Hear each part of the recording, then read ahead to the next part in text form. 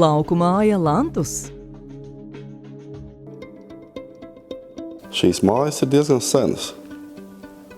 Gluži vēl 100 gadu nav, bet 26. gadā būs arī 100 gadu jubileja. To mēs noteikti arī atzīmēsim.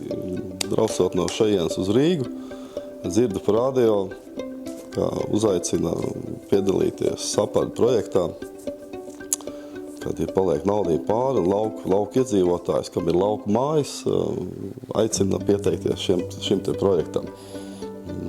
Teikšu tā, ka es nemaz daudz nedomāju. Laiks bija maz, 3 mēneši. Lauku māja Lantus atrodas vienā no gleznainākajām Latvijas vietām, netālu no Burtnieku ezera Bērzaines pagastā.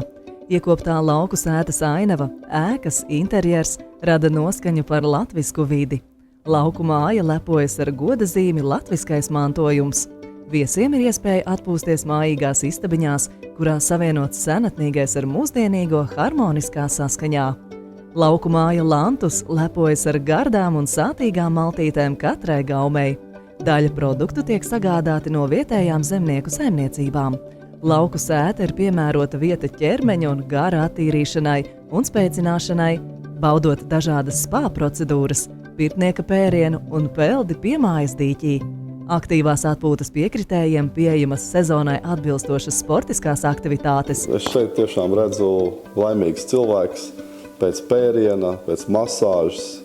Pašās beigās arī veldzēšanās ir augstajā basēnā.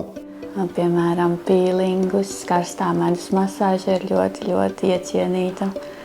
Pēc pirts, kad ķermenis ir uzsilis, tad karstais medus ļoti jauki slīd un pēc tam ir patīkama sajūta. Piedāvājam arī pāru masāži, kas ļoti patīk. Arī šajā kamiņzālītē izveidojam tādu omulīgu atmosfēru pārim un mēs ar kolēģīti vienlaicīgi masējam.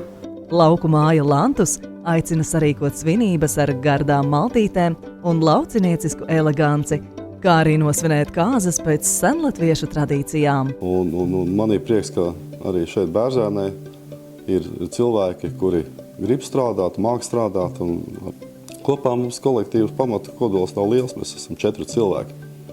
Un tad vasarā mēs piesaistam varbūt arī vēl papildus spēkus.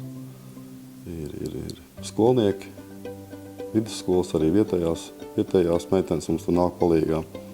Tā kā komanda mums vasarā sanāk diezgan liela un es teikšu, ka čakla.